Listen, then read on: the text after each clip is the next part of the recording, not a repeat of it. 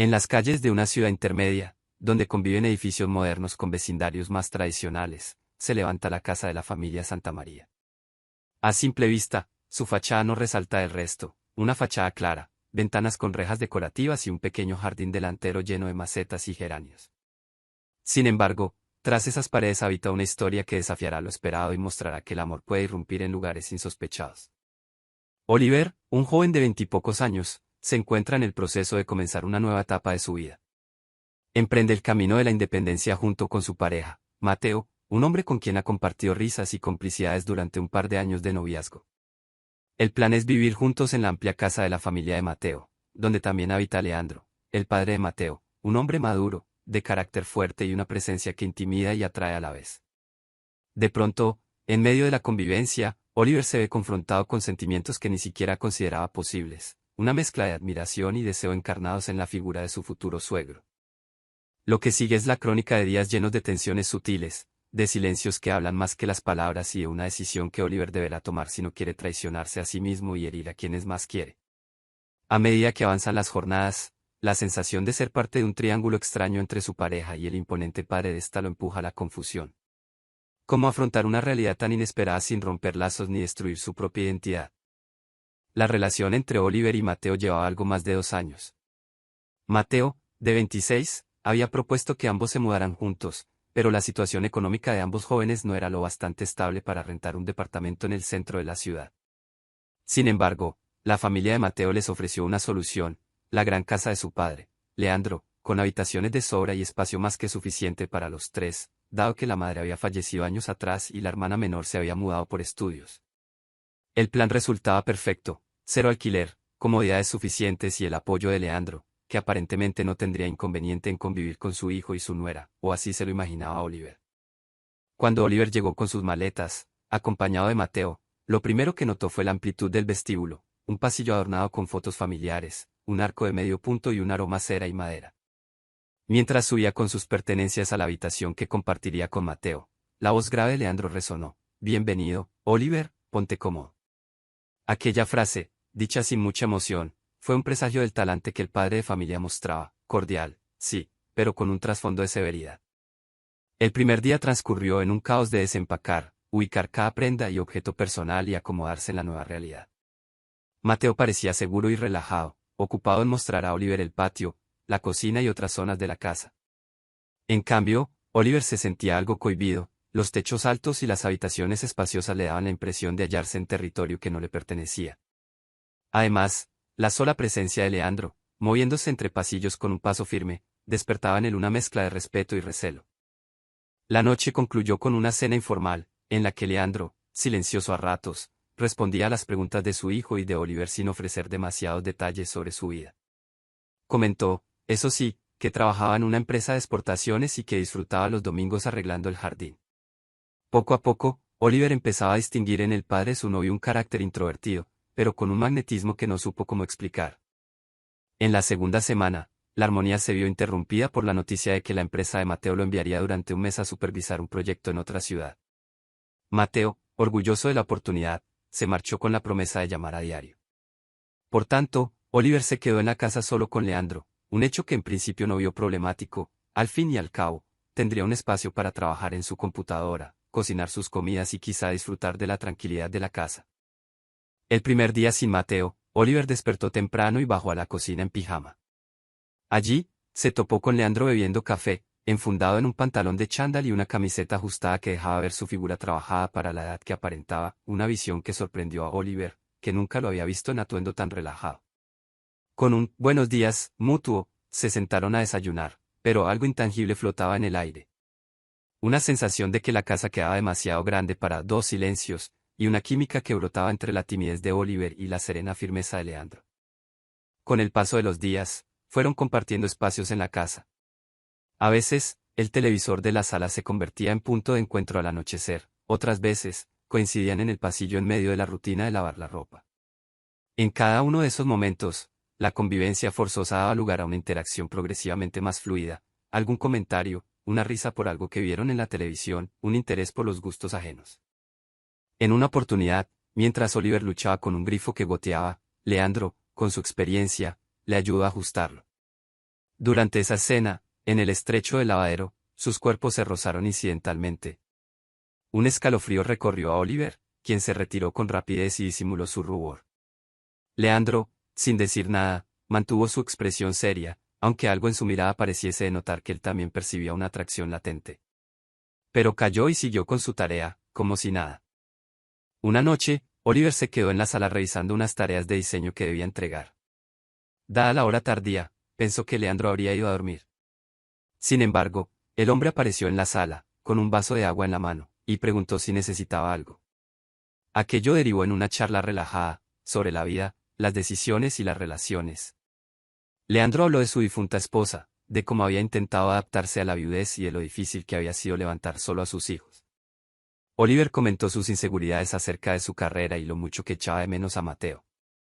La empatía que brotó resultaba inusual para dos personas de generaciones y costumbres tan distintas. Con cada frase intercambiada, Oliver notaba en Leandro una aura de seguridad paternal, pero también un misterio que lo enamoraba. El padre de su pareja, vestido en ropa de andar por casa, se había convertido en un hombre con un velo de magnetismo que superaba las barreras de la edad. Entre risas bajas y silencios compartidos, la noche avanzó hasta que el cansancio los venció.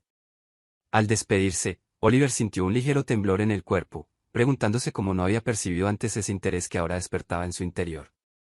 Al día siguiente, en el espejo del baño, Oliver se observó con detenimiento.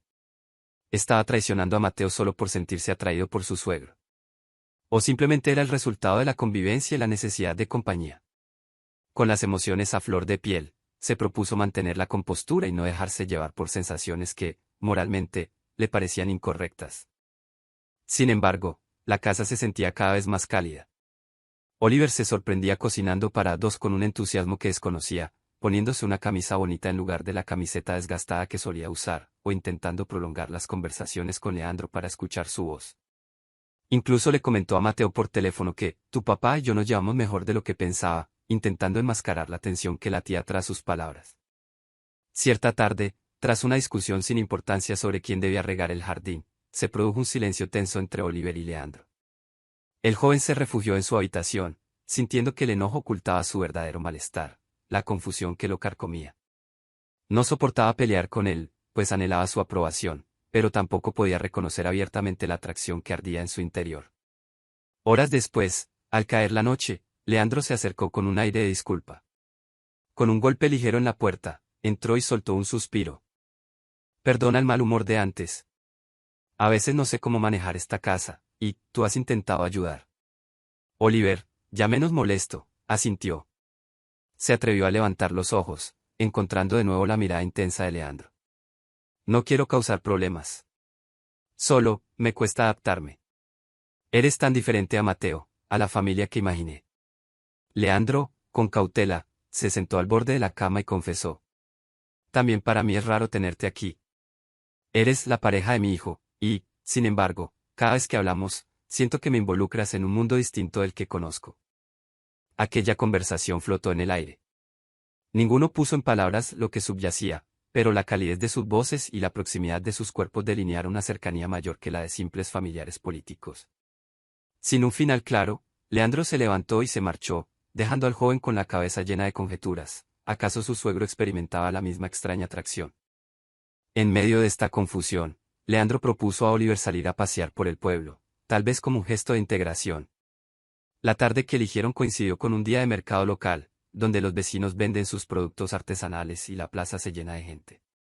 Caminando entre puestos de frutas y verduras, la gente se saludaba a Leandro con respeto, pues lo conocían de hace años. Oliver, a su lado, se sentía orgulloso de que le presentara como el compañero de su hijo, pero, a la vez, percibía las miradas curiosas de muchos que notaban el distendido ambiente entre ellos. Se sentaron en una cafetería, compartieron un refresco y se rieron por minucias que antes no habrían imaginado. Parecían dos amigos, aunque en el fondo de cada carcajada había un sustrato de emoción que trascendía la amistad. En la penumbra de sus pensamientos, Oliver pensaba, ojalá esto pudiera ser normal, ojalá no tuviera que sentir culpa al desear algo más con él. Para añadir más complejidad, un amigo de la infancia de Oliver, Marcos, pasó por la ciudad en una gira de trabajo y le pidió alojamiento por un fin de semana. Como la casa era grande, Oliver no vio inconveniente en acogerlo. Sin embargo, la presencia de este visitante introdujo otra perspectiva en la dinámica, Marcos notó las miradas y el comportamiento particular entre Oliver y Leandro, y no tardó en advertirle a su amigo que algo raro percibía en el ambiente.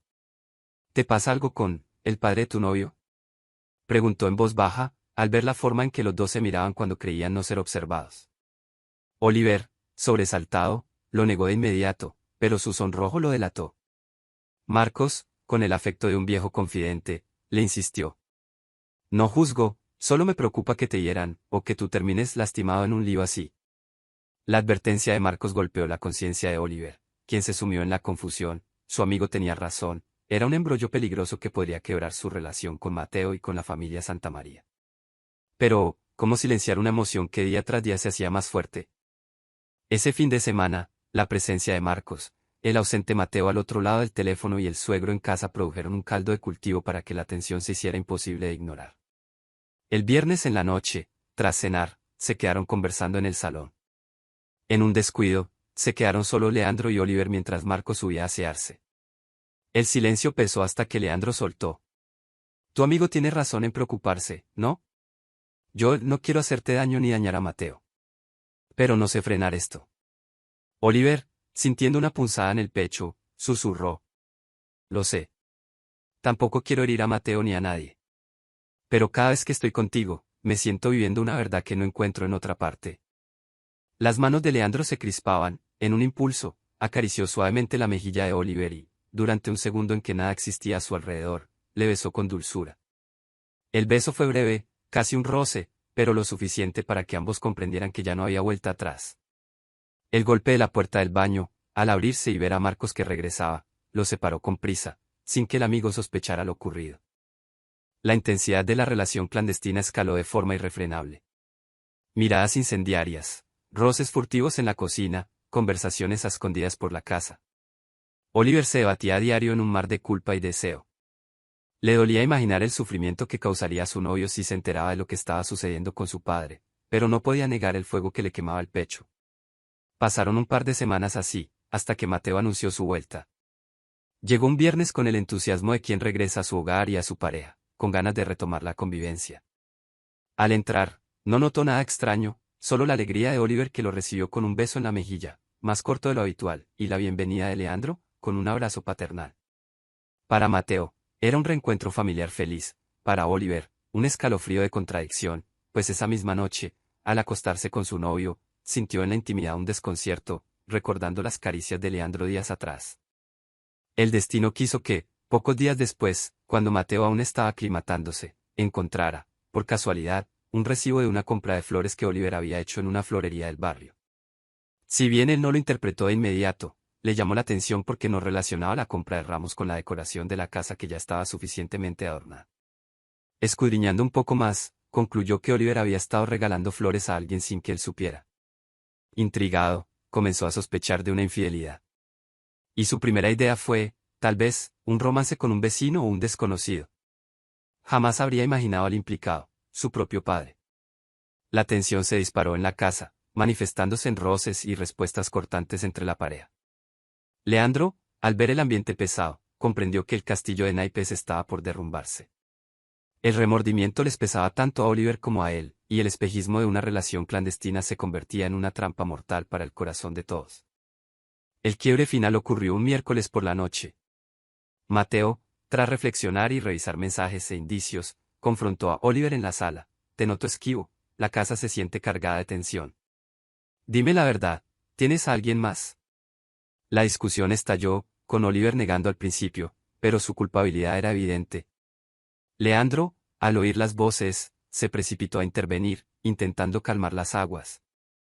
Sin embargo, la sospecha de Mateo se volvió certeza cuando, en un descuido, notó las miradas que cruzaban Oliver y su padre, una mirada cargada de un afecto que no correspondía a una mera relación familiar. La confesión salió de los labios de Oliver con llanto. Sí, me atrae, tu padre. No pude evitarlo, esto se nos fue de las manos. Mateo, horrorizado, volcó la mirada hacia su progenitor buscando una réplica, y al ver que Leandro permanecía con la vista baja y el rostro compungido, sintió que el mundo se le partía en dos. Un grito de rabia se desbordó, y golpeó la pared con furia, exigiendo explicaciones. Ni Oliver ni Leandro supieron responder de un modo que apaciguase su ira y su dolor. Con la casa envuelta en tensión, Mateo ordenó a Oliver que recogiera sus cosas y abandonara el lugar, señalándolo como un traidor y exigiendo a su padre que dejara de defenderlo. El llanto inundó a Oliver, que suplicaba perdón, y a Leandro, que no pudo soportar la culpa que lo roía. Hijo, sé que te he fallado, y no hay excusa para ello. Pero Mateo se sentía tan traicionado, tan herido, que no había manera de dialogar en ese instante. Oliver tomó algunas maletas a la carrera y salió de la casa bajo una lluvia inesperada. La imagen de su silueta marchándose en la penumbra quedó grabada en la mente de Leandro y de Mateo, que se quedaron bajo el mismo techo pero con un abismo irreconciliable entre ellos. Esa noche, cada uno se encerró en su cuarto, condenados por la cruda realidad que habían desencadenado.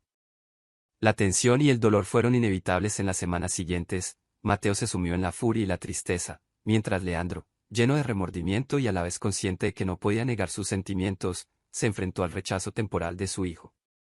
Oliver, por su parte, consiguió temporalmente un cuarto en casa de un amigo, intentando reconstruir su vida lejos de la familia que lo había acogido, más que ahora lo rechazaba. Pese a los primeros días de profunda pena, Oliver y Leandro mantuvieron contacto telefónico. Se consolarían con palabras, lloraban a través de la línea cuando recordaban lo sucedido, y al tiempo se daban ánimos para creer que la vida podía permitirles otra oportunidad.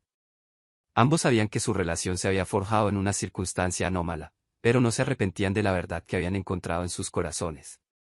Poco a poco, Mateo fue sanando su herida, aceptando que no podía retener a alguien que amaba a otro, por más doloroso que fuera.